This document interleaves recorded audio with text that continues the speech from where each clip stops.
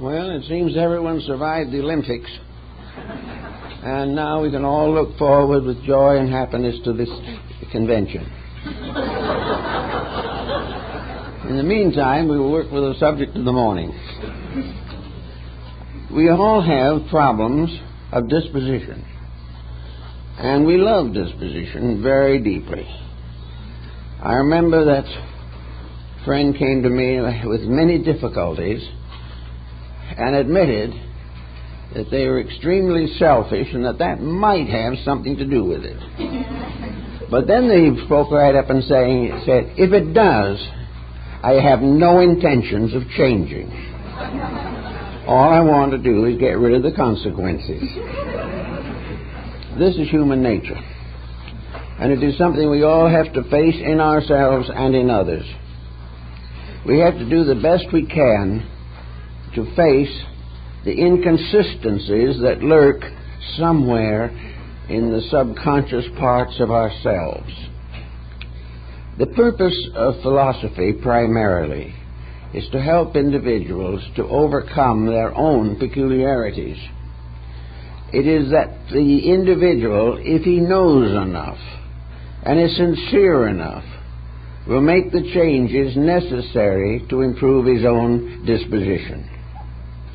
If he is not that sincere or does not have that ability, then nature steps in and presents him with a series of complex situations in which the attitudes that he holds that are not right will begin to plague him. He will suffer from consequences, but he will try to avoid the correction of causes. Now, dispositions are variously influenced by circumstances.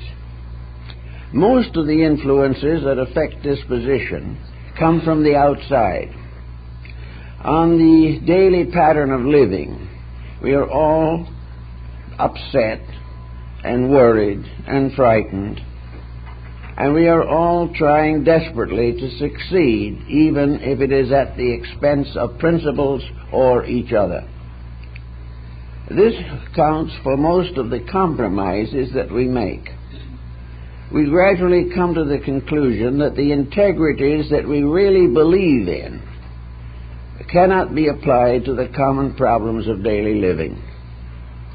We know what we should do, but for one reason or another, we do not feel that we are capable of doing what we should do because it interferes with doing what we want to do. Thus it is that in this world, everyone is more or less a servant or an employee. He is employed by others or he is employed by himself. He can be self-employed and still work for someone else. The self-employed individual is working constantly to achieve his own purposes and is loyal to his chief employer, which is himself. Others are loyal to the office of organization to which they belong, and they give the best service they can, and this loyalty is usually recognized. Actually, there are many ways of looking at a problem. One of the ways to look at it is that if you change the outside, there is no proof that it's going to change the inside. The individual who changes his standard of living, moving upward into a more luxurious environment, does not inevitably become a better person. In fact, he becomes more inclined to be a less sufficient person. The more he has, the more the temptations build. And no amount of external success assures the person of a good life. If, on the other hand, the individual starts from the inside, he can gradually learn that the inside will change the outside into what it should be, if it's given a chance. That the best part of the individual's conduct is motivated from within himself.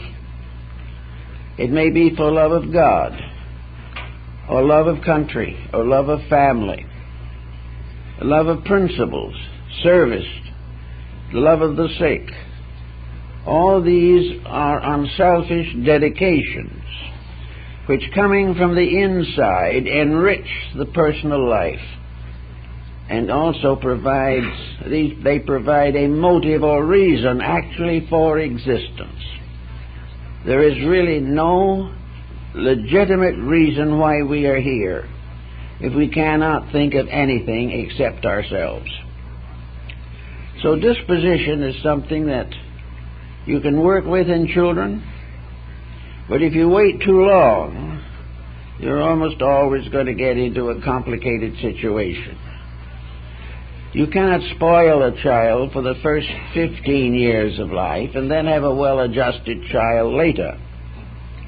You cannot be unpleasant in your relationships with friends, family, and business associates indefinitely and retain their friendship and cooperation. So it is very necessary for us to have a proper background upon which to build a life that is valuable and useful.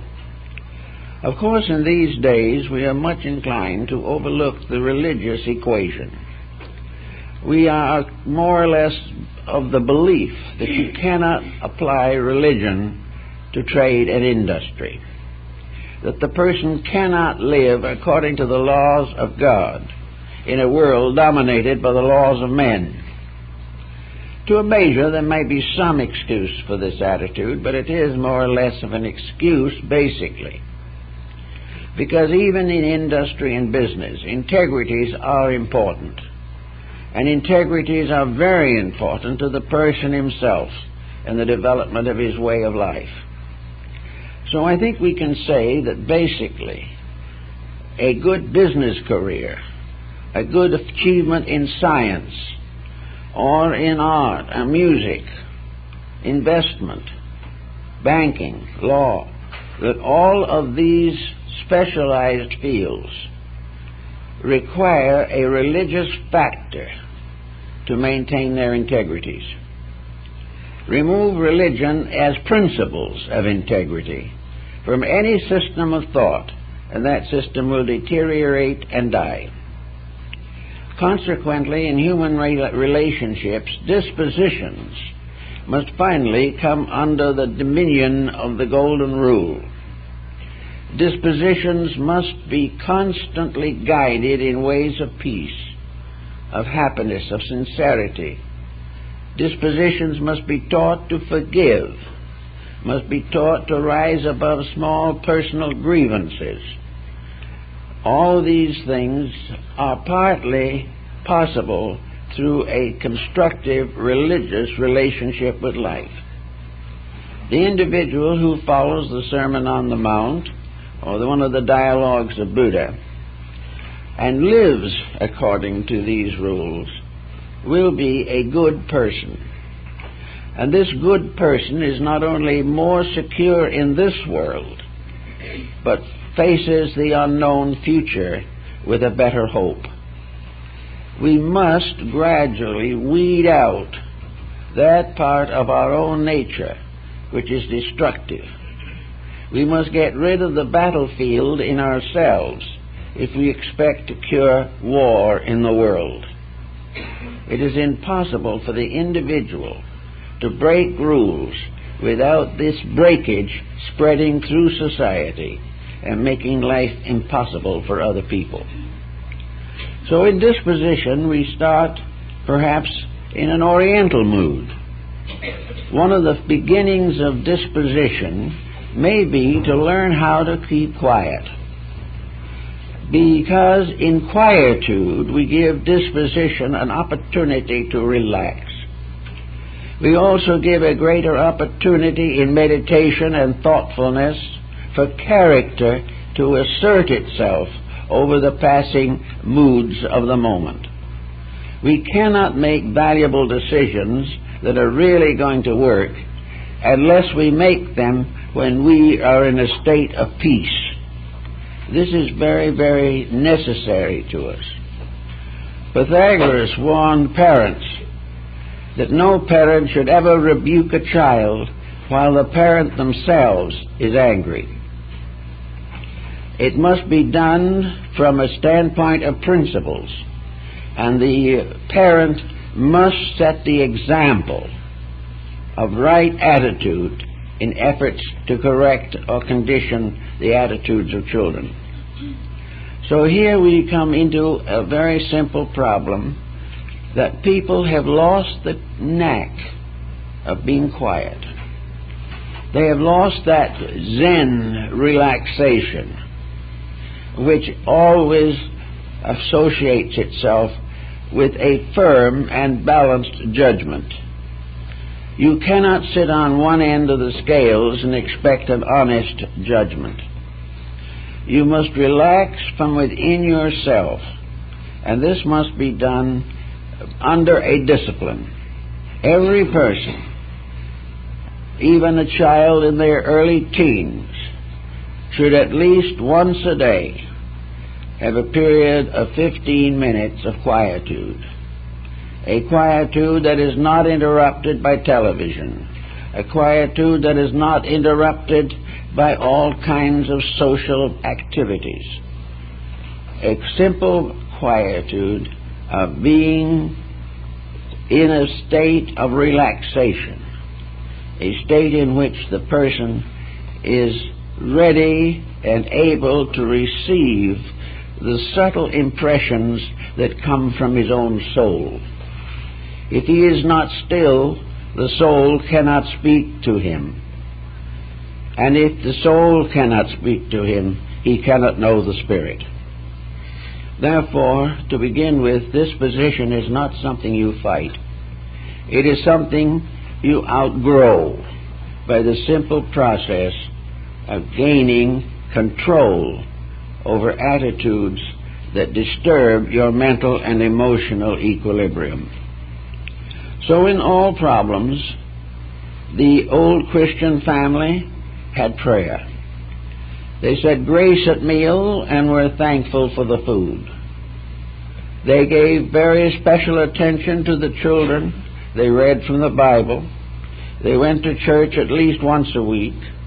They lived in an atmosphere dominated by the words of Jesus. Now, this has passed. Now, there's no doubt in the world that in those days there was a great deal of smug hypocrisy. There were people who did not understand or did not really want to grow. Many went to church only to be seen there. But at the same time, there was a general accepted standard of life. People were supposed to be divided into two general groups, the lower one of which cared for nothing in particular. On the upper part, or upper half, was constantly aware of the responsibility of maturity and tried to do something about it. So here today, we have a world full of war, with more and more alarm everywhere. And the individual gets into a kind of panic. He gets his nervous system all disturbed. He gets a little short in his attitudes towards other people. He nurses more grudges. He condemns more politicians and miscellaneous people. He finds something wrong with just about everything. Now, he may be right, but this endless finding of wrong is going to damage him. He must try to understand why things are wrong. He must learn to understand why we do not have any peace in the world. He has to learn why the United Nations can't function. He must learn why the local situation is requiring that everyone put iron bars on his windows and doors. These things are situations, and we have to try to understand how they come about and why, and to a measure why each of us in some degree is responsible for the condition. Because very few people are standing firmly on principles. And these are the only answers that can ever produce the ends that we desire. So we will hope that from the years of association we have had here, that the individual has gradually found a strengthening of character, that inside the resources of self-improvement are greater than they were before, that each person knows a little more about the laws of nature, knows through experience a little bit more about the will of God, and most of all has learned by possibly bitter experience what happens to individuals, groups, or nations that fall for arrogance and selfishness. All of these considerations help the person to be self-controlling and self-directing. So when you sit down for the little quiet time, the problem always is to observe that this quietness depends for its expression and its completion upon a certain basic constitutional attitude. The person who is basically kind will find a philosophy of kindness evolving within himself, which will protect him from many evils. He will find also that this kindness spreads through society, and that others, inspired by his attitudes, will try to do a little better themselves. So all the way along through the problems of life, we have to keep a definite contact with the interior soul factor in ourselves. We have to be sure in our natures that the best in us is guiding the rest of us, that the leadership is in the hands of the most able part of our own being. As we approach a political situation, we are not all convinced that the candidates are what they ought to be, or that the election is going to produce any very great difference in our general condition. We are not aware or not certain that leadership as we know it is sufficient, is dependable, and is dominated by unselfish idealism. Now go to ourselves for a moment. What part of ourselves have we elected to office as the guardian and guide of our lives? From what level of our own internal mechanism are we fashioning a philosophy which is to protect us, guide us, and inspire us through the years of our material existence? Are we allowing the best part of ourselves to govern the rest? Or are we constantly hiding the best because it interferes with the things we want to do? The labors of self-centeredness, selfishness, ambition, and revenge are not part of a message that comes from the best part of ourselves. It comes from a level that is not fit to govern. It is a level that, if it does get into the seat of government, will be arrogant, destructive, hateful, and abusive. Therefore, if we must make a life decision, what is the highest concept of life that we can imagine? What is our idea of a truly mature person as we try to contemplate upon such a person in the act of meditation? When we are trying to decide which part of our own natures is the best to lead the rest, we will come to some rather interesting decisions, experiences. We have to learn as people learn, that if we want good government, the governed must be reliable and intelligent. If we want the government of our personal lives to be responsible, we must therefore make it possible for that level of government to be in office and stay there. This means that the person has to defend the best part of himself if he wishes to benefit by its contributions. the possibility of achieving internal security without keeping a pact of relationship with the divine part of ourselves is impossible. Now, what is this divine part of ourselves going to do? It is going to do very largely that which the embodiment and personification of that divine self in the power and principle of Jesus Christ is to be the leader of our lives. If we belong to another religion, that's fine, because every worthwhile religion has had exactly the same attitude on this subject, namely, that if we want to achieve security and peace, we must keep the rules of life. Now, one of the things we learn, and which we are taught from childhood in Bible schools and other places, is forgiveness. That we must learn to forgive instead of revenge. That we must learn to be kind instead of critical. That we cannot afford to have so many friends that we can afford one enemy, especially if we have caused that enemy ourselves. So everywhere in relationships, we realize the words, "Blessed are the peacemakers."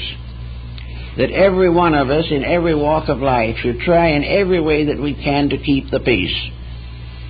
And in so doing, inspire others to do the same.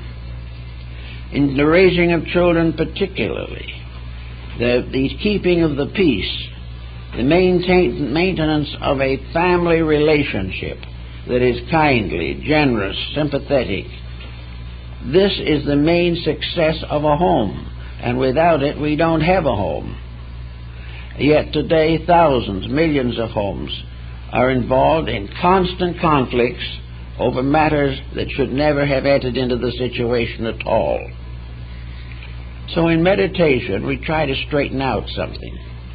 We try to substitute an inner control for this outward flare-up that is a serious detriment to everyone concerned. Now, another problem is of trying to understand these matters has to do with the transformation of grievances.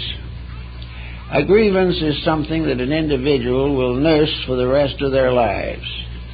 It is easy, apparently, to forget anything good that ever happened to us, but never forget anything that was unfortunate. So we therefore have the problem of trying to understand why things happen. If we have no philosophy of life, or are stock materialists or devotees of the Darwinian theory, we have no problem, because life has no purpose, and each individual is supposed to get along as comfortably as possible until he fades away.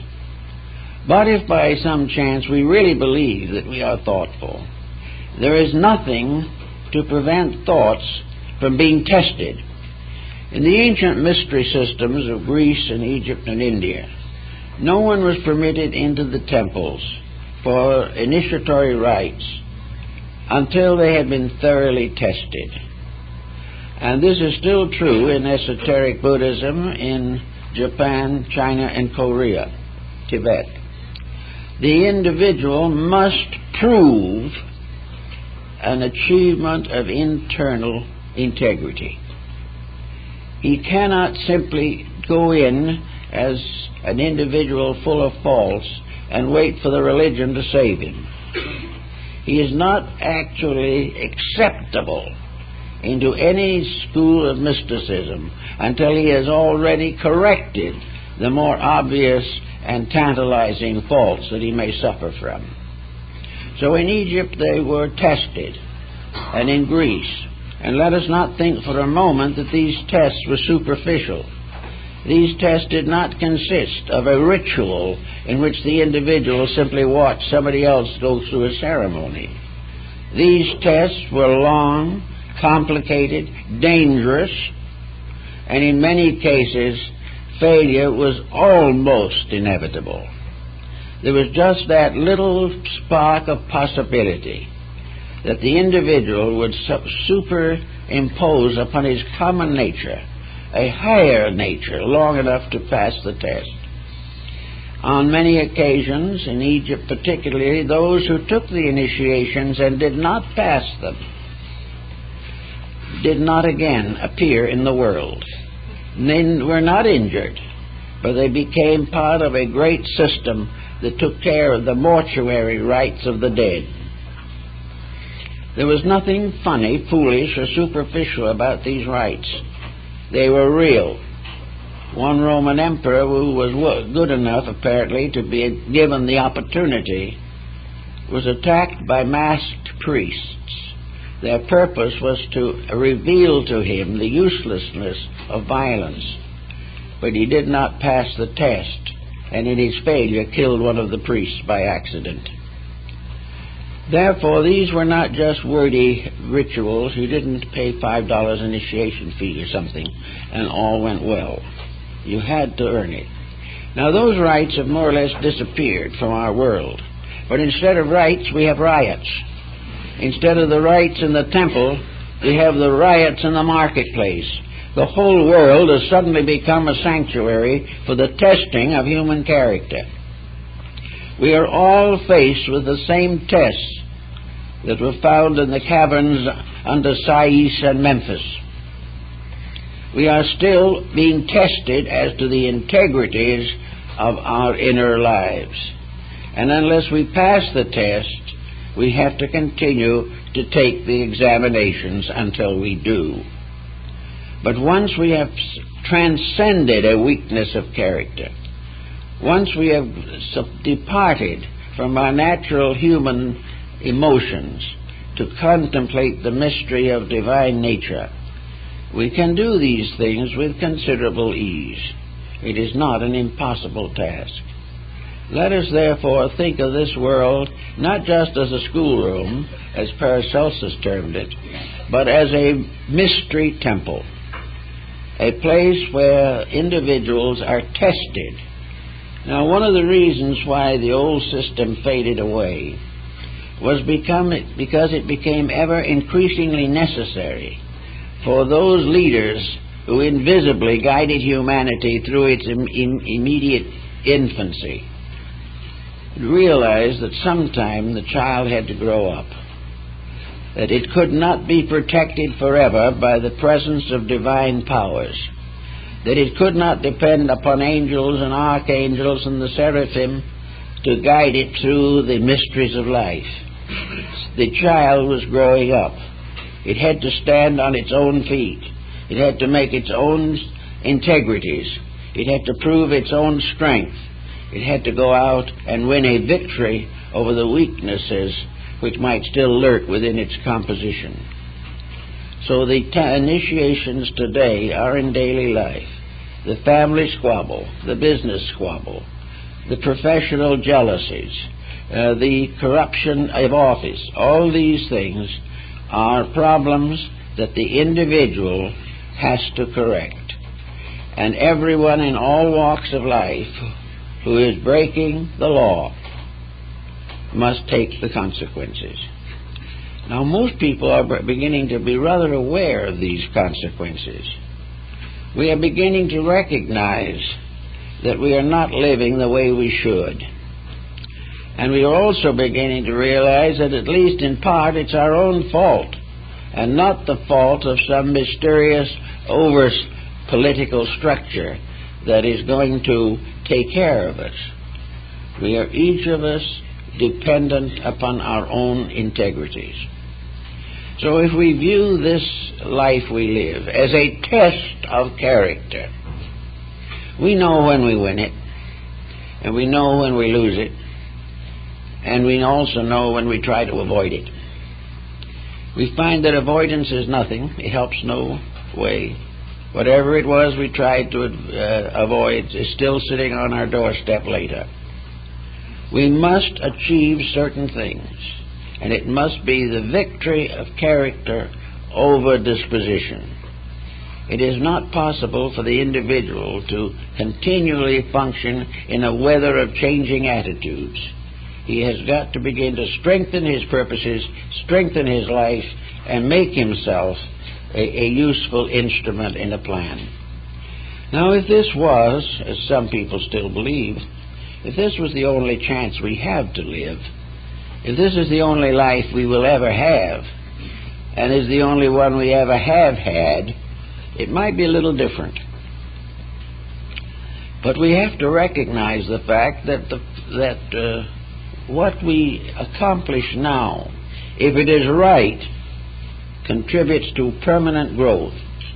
If it is wrong, remains an obstacle to growth until the wrong is righted.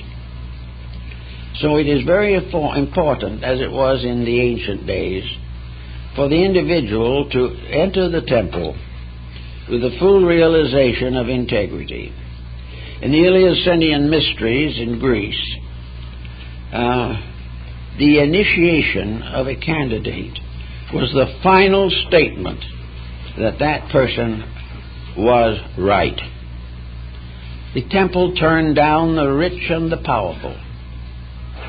When one man was falsely accused of a crime which was to be held against him, he asked to be submitted to the test of the mysteries. He asked that the priests who sat in judgment should try his case and decide whether he was worthy to be initiated into the Eleusinian rites. If he was found worthy by the committee that examined him, this was sufficient to assure that no one else outside of the temple would ever have the right to condemn him or criticize him or doubt him for that incident. If, however, as in the case of Constantine, the emperor, he was not sure of his own integrities, he went to Eleusis to be initiated, hesitated, and went away without entering the temple because he knew in his heart the crimes he had committed. Therefore, in the temple mysteries, the final test of preparedness was a kind of examination in which the life of the person was taken under the most careful scrutiny, sometimes requiring weeks or months of research to decide. But if accepted, it meant that the common faults from which the average person suffers had been already corrected. Then the final correction took place in the rite itself, where the initiate-to-be was faced with the realization that in any emergency of life in which character was involved, he must be willing to die rather than to commit an ignoble deed. Death before dishonor was written in very large letters in the mystery system. No individual was allowed to avoid or evade the fact that his principles had to be strong enough to carry him in peace, integrity, friendlessness, affection, and regard through the most terrible emergencies of life. Well, people say that was all long ago and you can't do those things today. Well, it probably can't. But you can get into the same problems and you can have the same miserable time trying to get out of them. You find that we have to face, in this modern civilization, the future according to the light of the ancient wisdom. If we don't, we're going to be very unhappy, and our homes will fail, and our children will be no comfort to us. So we must work all the time we can. Now, how do we do some of this? Well, we have a problem that most people have trouble with, and that's memory. It's very hard to forget grievances. They keep coming back and annoying us. And there is no way in which a grievance can be forgotten unless senility sets in, or the individual goes under psychotherapy and it has it hypnotized out of his conscious memory. Even then, however, it's liable to slip back. But what is he going to do with a problem that he has hated, that he has mourned over, that he has fretted about, and that he has been disillusioned about. One person came to me and said they had not spoken to their own sister for 20 years on a grudge. And I asked her what the grudge was about, which she said, as the truth is known, I think you've all forgotten. Nothing remains but the grudge. I know I've got to hate her. Well, this type of thing is not uncommon, and sometimes it goes to church and doesn't pay any attention to that. It feels that it is perfectly right in its attitude. But it's very difficult, in fact impossible, to simply say, I didn't like this person, now I have to like them. Because my conscience tells me I should like them. Well, there is another end to this, which nature provides. And this is what is commonly called in the world philosophy. And philosophy is the reconciler of opposites. It is that power that makes the unreasonable suddenly become factual. It is also that by means of which we can transform any incident of our lives from a tragedy to a lesson. It is actually sometimes possible, I've actually heard people express it, that an injury that was done to them was the best thing that ever happened to them, because it made them think, made them try to find a solution, made them believe that they had to make certain changes in themselves.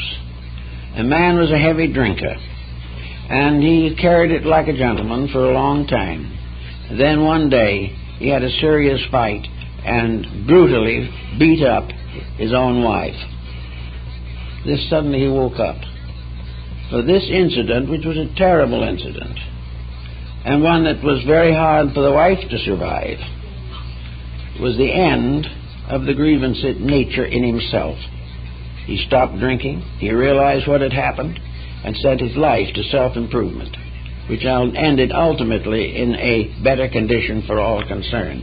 So things that happens that are wrong, if we accept that wrongness and realize it, and take it as a test rather than as an unfair situation, whether it's fair or unfair, it has to be solved by consciousness on a higher level than the consciousness on which the grudge exists.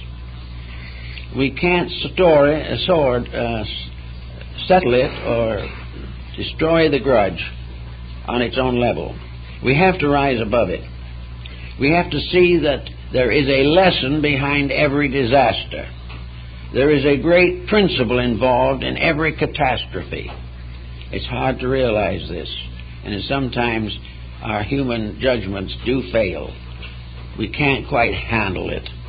But at the same time, it does help in a great many moderate cases of hatreds to realize that they can be changed, and that out of a situation that has been an annoyance, there can arise a great advancement of our own inner development, that we become wiser, greater, better, and more kindly as the result of a tragic situation of some kind.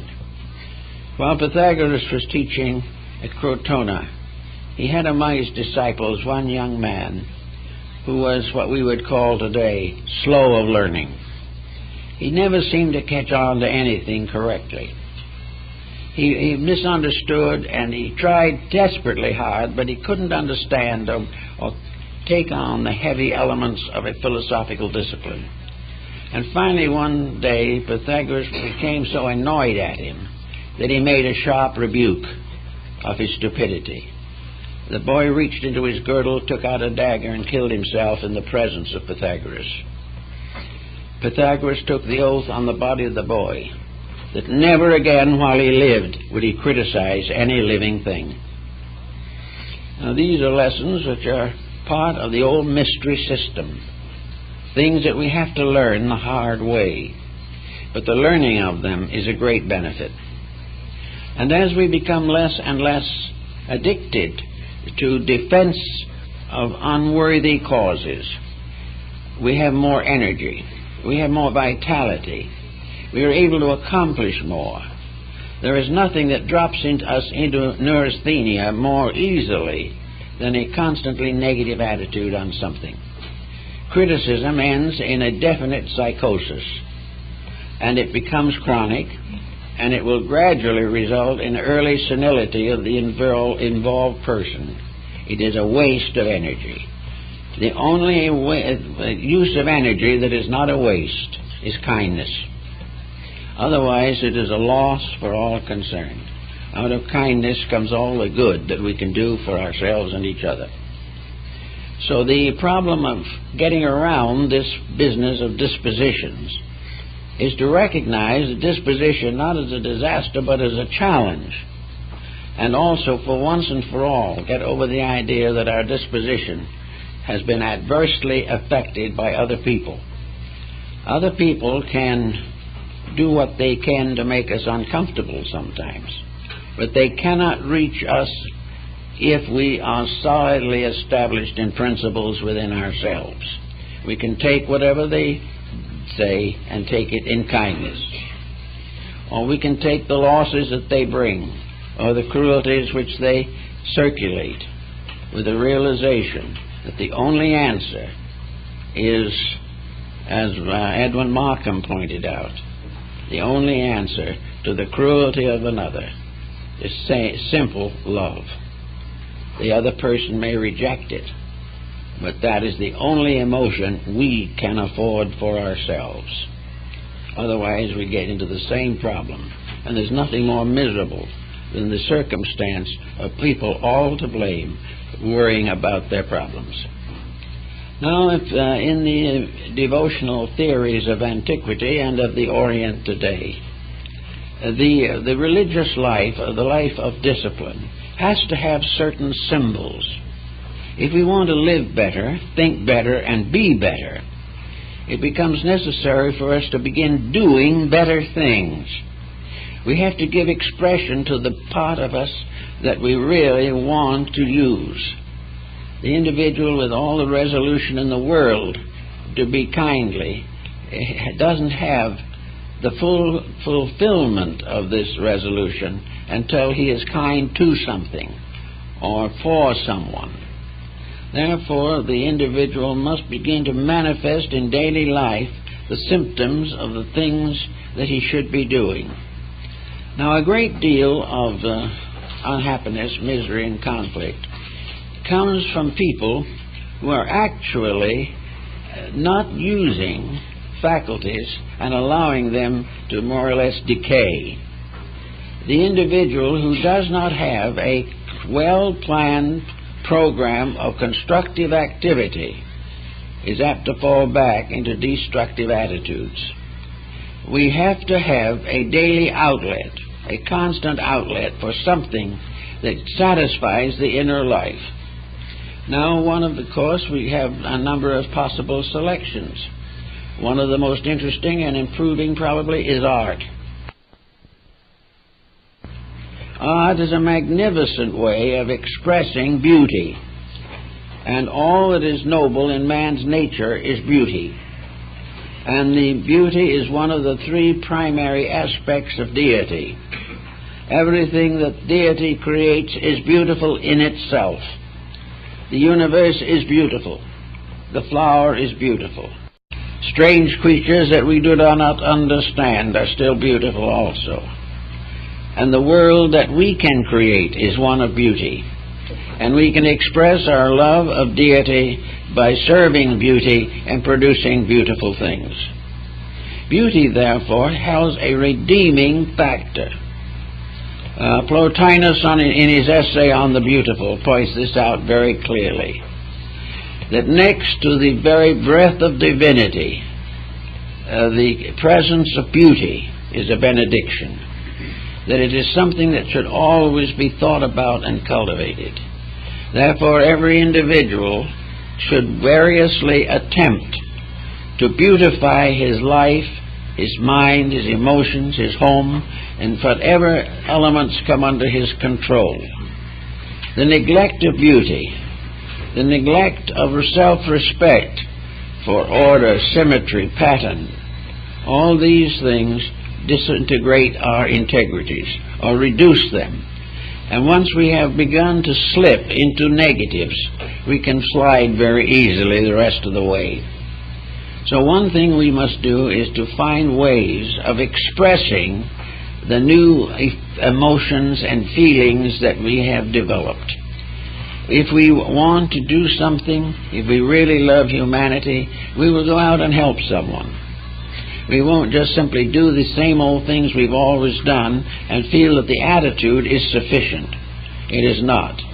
No virtue is really a proven virtue until it is used to do something that brings joy, comfort, peace, or security to others. Every bit of selfishness, therefore, violates the rules of integrity. So we have all kinds of choices. There are things, music is a good choice, art, the dance, architecture, photography, all kinds of art hobbies, crafts, and all types, ceramics and wood carving, fabrics, all the things in this world which imply beauty and are made from a conscientious desire to express something within ourselves that is going to be beautiful and produce happiness. We have here in the library a large collection of folk material created by primitive people. We may or may not think these primitive people are great artists, but if we go through the products of these persons, most of whom cannot read or write, have never had a lesson at all, have only used little local things that they have available to themselves. From this kind of talent has arisen works of art that equal anything done by Michelangelo or Leonardo da Vinci. Art is the expression of the longing for beauty within the self, is fulfilled by the expression of the best that we know, trying to express something that is locked within our own souls, and we're trying to get it out. And it is very important that everyone who wants to improve character should find some way of doing things that make life warmer, more gentle, and will create appreciation by others. Maybe the appreciation of others is simply a kind of little human reaction that we enjoy, but it's not too seriously bad to be appreciated if we do something worth appreciating. It all rests with us. So wherever we want to find a more warm and gentle and kindly way of life, we must try to build it into our daily happenings, so that in little ways we become exponents of these moods of more gentle thoughtfulness. After you go a ways in Eastern religion, perhaps, or in practically any of the esoteric schools, either of the ancient or modern world, we also pass beyond the period of meditation into something else. We pass gradually into the internal experience of universal citizenship. We suddenly realize that we are not little ants of some kind tied to a small planet. We are not just something that's floating around in space on a molehill. There is much more to life than this. As we begin to unfold our own inner resources, we discover that the universe inside of us is more vast and more wonderful than the one outside of ourselves. If we go deeply enough into self, we will also discover the deepest parts of infinite space.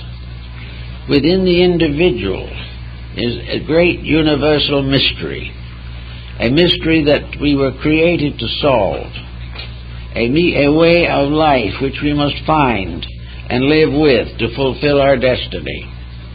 And if we do not pay any attention to this now, if we feel that it's much more important to buy a few stocks and bonds and buy a bigger swimming pool, then we will come back sometime and may have to swim in the ruins of our own swimming pool.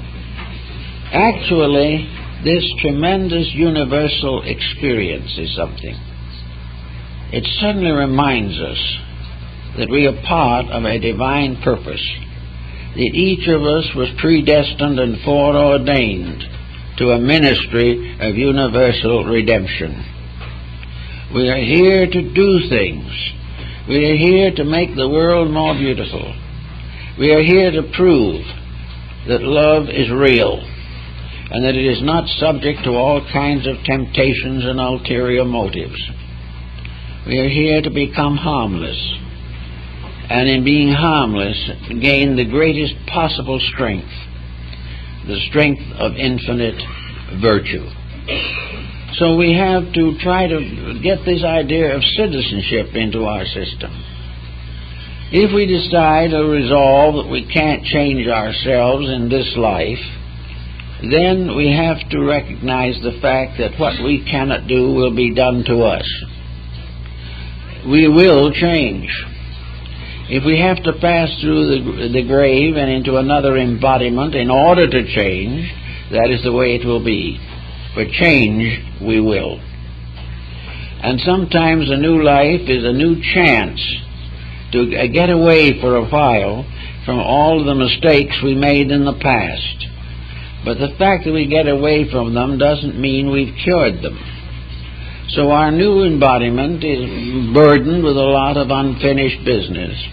And this unfinished business is perhaps most clearly defined as evidenced by disposition, temperament, and character.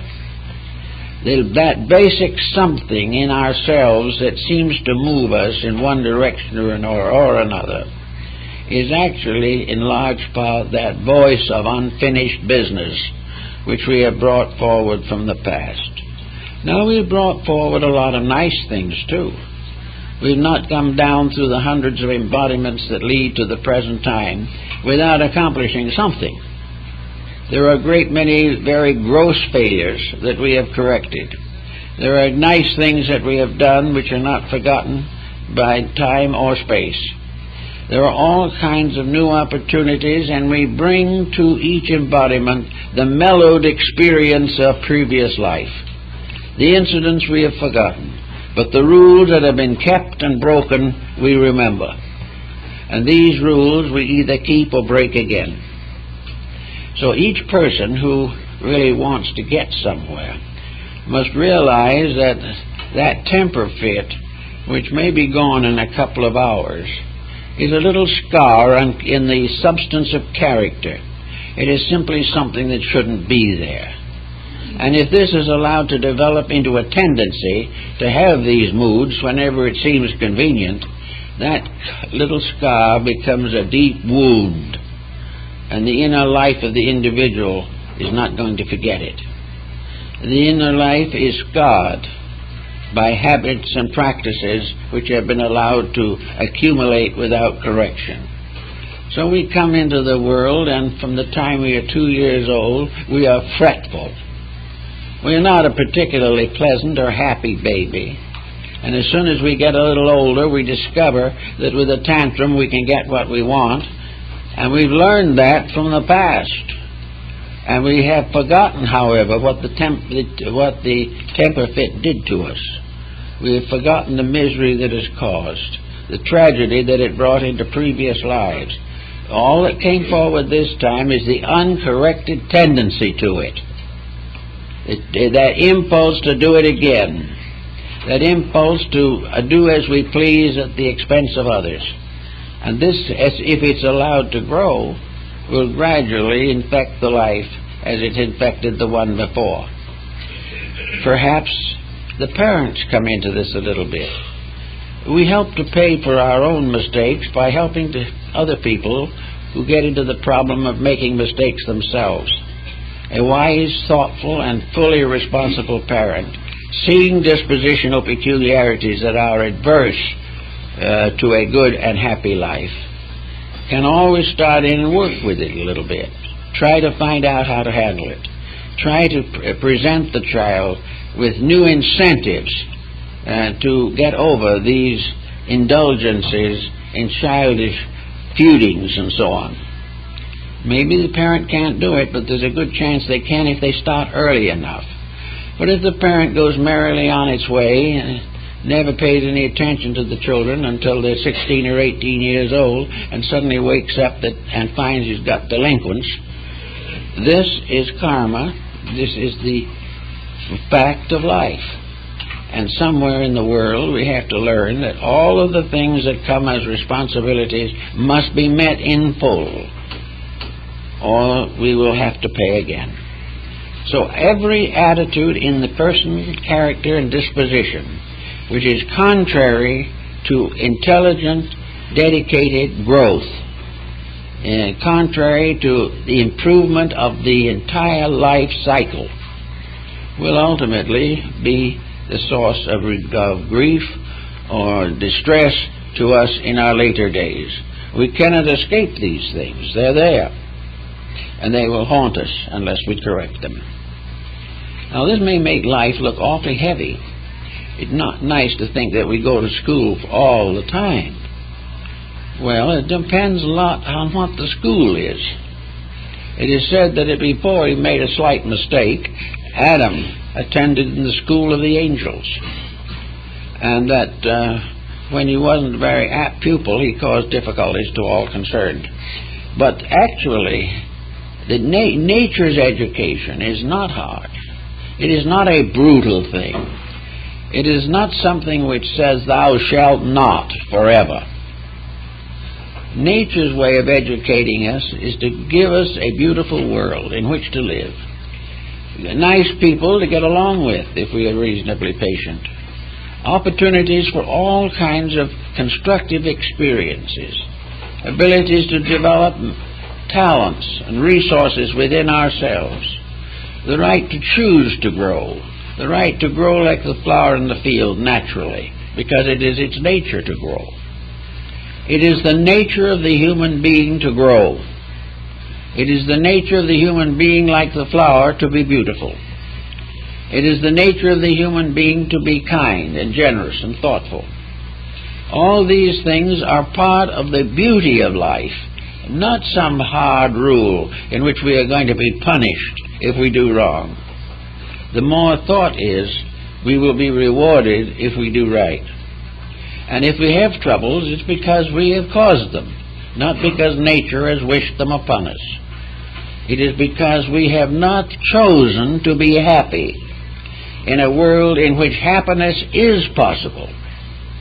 A happiness, at least a very complete contentment, by means of which we can live a life that is useful, constructive, meaningful, and do all the better things we want to do without falling victim to the negative aspects of our own disposition. The only way we can really overcome a bad dispositional fault is in ourselves, and not permitting ulterior motives to focus upon that fault. In old days, they always thought that demons and evil spirits were tempting human beings to make mistakes. We've kind of gotten over that point of view, however. We've realized finally that it's not necessary to have demons to help us make mistakes. We can do a good job of it all by ourselves. But we still like to blame something. And when it reached the point where we couldn't blame the devil, and we couldn't blame demons that were supposed to lurk under the front doorsteps of the houses, then we had to find someone else. We had to have a scapegoat. There had to be some reason why we did wrong, and it just couldn't be ourselves that's to blame. So in the development of a scapegoat, we have gradually developed the process of transferring the causes of our discontent to those around us. We're going to blame one relative for one thing and another for something else. We are going to avoid very carefully the recognition that the ability to succeed in spiritual matters rests entirely in our own keeping. The parable of Jesus walking on the waters has been used in a number of metaphysical systems as a representation of the Christ spirit in man walking upon the storm, and walking where no ordinary person can walk. And that in walking upon the waves, it means that the enlightened soul can walk upon the corruptions of life without drowning, without being controlled or directed by the infirmities that arise in our daily living. So we can all walk upon the waters of our own problems. We can say to the oceans, "Be still," and they will be still. We can say to our own hearts, "Be still, and know that I am God." These things can happen.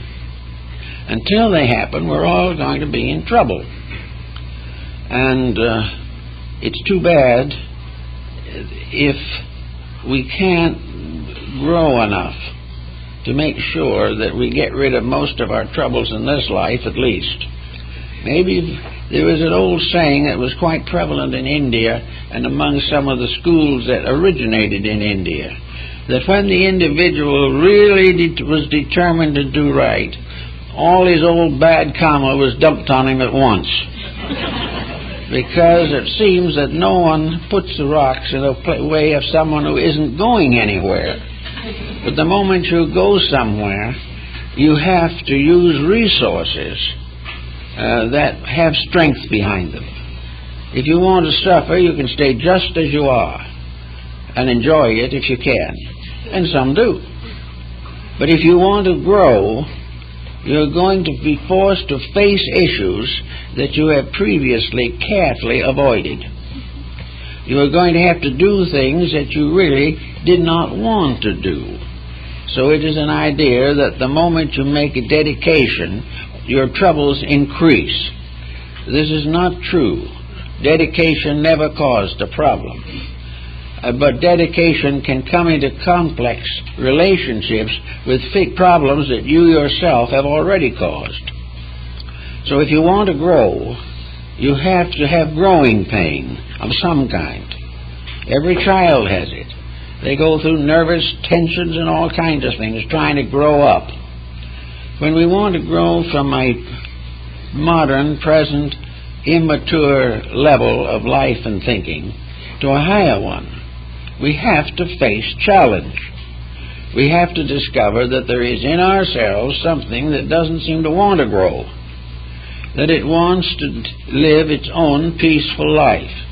In the famous Wagnerian opera of Siegfried, Fafner, the giant, who was rewarded by Wotan by being given the treasures of the Nibelung, went into a cave and buried the treasures.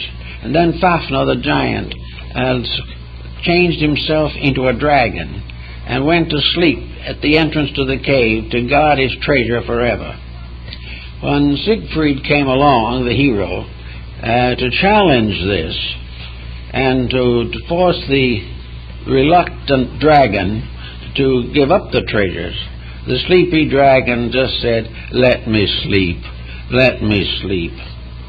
Well, many people, guarding their own troubles and their own misfortunes and their own weaknesses, when challenged, just say, "Leave me alone. Let me rest. I don't want to work. I don't want to change. I just want other people to do what I want them to." So this way, this "let me sleep" attitude means leave me with the weaknesses I possess, but take away from me all the punishments for them. This can't be done. But as I remember several Hindu metaphysicians I knew years ago pointed out to me, namely that one of the signs of healthy growth is the fact that you're expected to be better than you were yesterday. Each day must be an advance, or this impulse of growth turns on itself and sours. The real part of growth, once you assume it, once you decide to live a better life, you have to stay with it, because if you fail, it was worse than it was before. But this victory is there. We are all here because in each of us is the eternal flame of divine life. We are here because we are sparks of a divinity that is eternal. We are here because that spark in us is clothed with a series of vestments, which we call sometimes bodies and sometimes veils. We have not only the spirit, but we have a soul nature, which is equivalent in the West to the Buddhist concept of Bodhi, the enlightener within ourselves, the soul. We have a mind of two levels and stratas, a mind of creative power and a mind of repetitive powers. We have emotions, which are both ideal and material. And we have a physical body, which is not a principle itself, but is a receptacle of all of these higher principles that function through it. So we live here with a visible body, which is the tail end appendage of our complete natures. We live here with this inside power, the power of feeling, the power of thinking, the power of believing. And we have a tremendous energy equivalent with which to work. We have been given a body that is a very wonderful thing. One article I saw not long ago says that the human heart, by testing and checking, is able to outlast and outlive 7 expensive automobiles, each of which has been driven 100,000 miles. The heart would take that as just an ordinary job. This heart within us is unbelievable. It is something that gives us the right to make better decisions, the right to grow, the right to be wonderful people, the right to breathe, the right to have friends, to see nature, to do all the things that would make beauty. And yet now we are beginning to realize from psychotherapy and various psychological conditioning systems that we can cut down the endurance of the heart by nearly half by negative thinking alone. Criticism sickens the heart. Pleasure, joy, reward, gratitude strengthens the heart. So even the body has to pay for the mistakes of the thing that lives in it. And because of this, we don't realize that a large part of the vitality of life is wasted trying to avoid work. Next, we have the emotional nature with its various factors and elements to consider.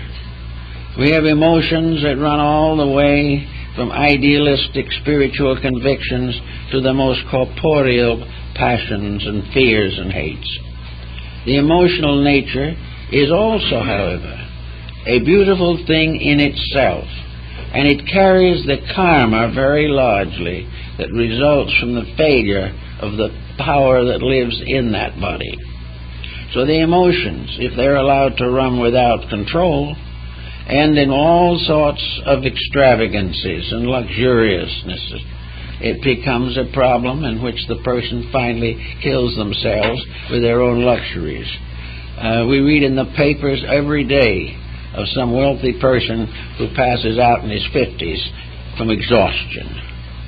This type of emotional pressure and the corruptions and intemperances of emotional excess destroy life, and also result in a lot of bad karma in most cases. Then we have the mental nature. The mental nature is rather heroic. It likes to be very self-centered. It likes to think how great it is, how great and important the individual is who has privilege to have this particular mind. And the result of that, it goes off into all kinds of misuses of mental energy, all the way from black magic up to exploitation, war, ambitions that lead to the destruction of values. All these things we have to fight with or do something about. We really don't fight them, because there's nothing that wins a victory over emotions, thoughts, attitudes, energy fields, and all these things. Nothing wins a greater victory more rapidly than quietude. At peace with self is the most important thing the person can achieve. And in order to be at peace with themselves, they have to respect themselves. They have to know that what they are doing and how they are doing it is acceptable in the sight of that which is within themselves. They also have to realize that they must fulfill the burdens and responsibilities which they have assumed in life, not to regard them as burdens, but to regard them as opportunities. Every problem that confronts us is an opportunity to grow. It is a chance to be bigger now than we were yesterday. It is a chance to solve something. And perhaps most of all, it is a chance to learn something.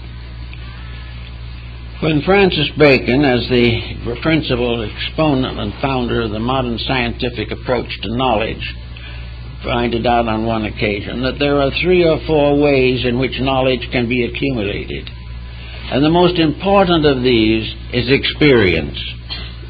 Experience can be anything from the farmer in the field to the technician in the laboratory.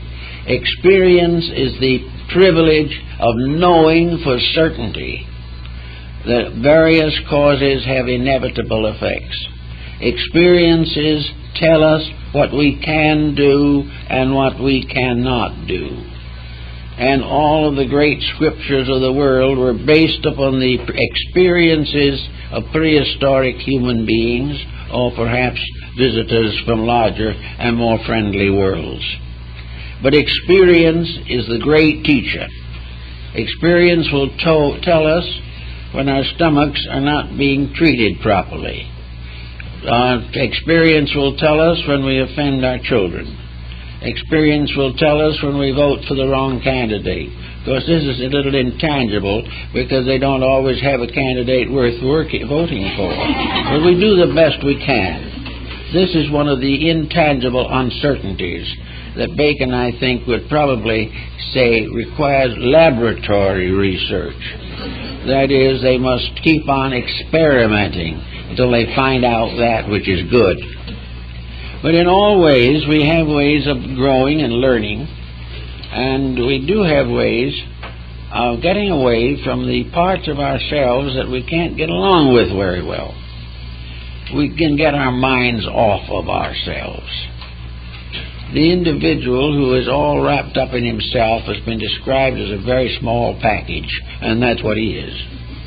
It is perfectly possible for us to become so much more interested and involved in important things that we have no longer time to spend all our energy trying to please our own egos.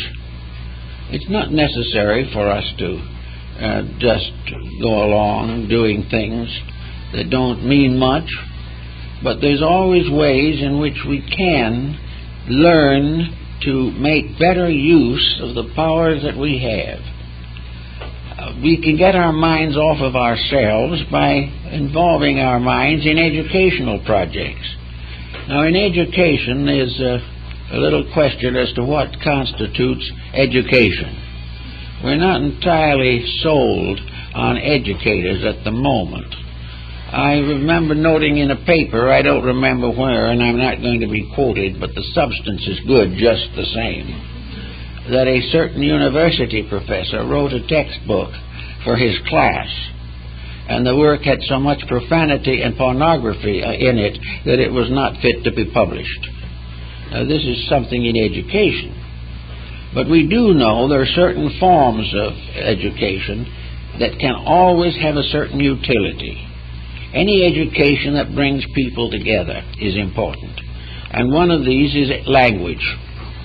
The more we can think and understand other people, the sooner our problems will become less. So if we want to do something, to learn something, learn how to talk with a neighbor from another land. Try to understand life, and having learned some of the language, maybe go and visit the country. This is an opportunity to open doors of friendship. There is nothing competitive about learning another language. We either have aptitude or we don't. But whatever it is, we can do something to bring each other together in some form of compatible relationships. Another very interesting form of work, naturally, is the study of comparative religion. If we study comparative religion, we do not need to take the attitude that we have to be the center of the stage. Comparative religion should help us all to have a better bank of strength references by which we can direct our own activities. By comparative religion, we can heal in our own hearts the wounds that competitive nations are not able to heal geographically in these days. We are getting a very bad misunderstanding of religions due to the fact that most people in various countries are not living them. There is no such a thing as a religion that really believes in hate. There are a great many that practice it, but the actual fact of every religion is that the final end of man is to make peace with humanity and find final emancipation through the love of deity. These kind of things help to give us something a little more important to think about than our own grievances. Then we can develop various service fields that will help. Broken homes need someone to help them. Working families need someone to watch children. All kinds of opportunities arise to be of service, and an hour of service is more important than a month of fretting. A little effort to do things that some way are an echo of this character within us, giving the best part of ourselves an opportunity to reveal its own natural gentleness, kindness, and affection.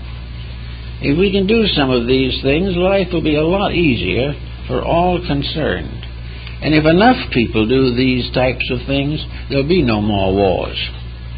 Wars are merely nourishing hates and ambitions and selfishness.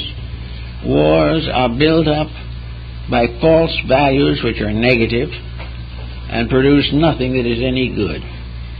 To just have one moment of gentle insight and understanding will bring more peace to this world than a world of wars. We have to find the healing areas, and in every individual, the best part of himself, the deepest part of himself, is also his great physician. Many of the maladies of today and of other days are simply the result of thoughts and emotions that have gone sour and have afflicted the body as well as the mind and emotions. Many psychiatrists are working all the time with people who really are destroying themselves by nursing grievances. Get out of this habit entirely. Decide definitely that you're going to look back and remember some of the good things that happened. And if you sincerely believe you can find a good thing somewhere in the past, it's high time you made up one right now and got to work on it. If you haven't any good memories now, make some so you can have them in the future.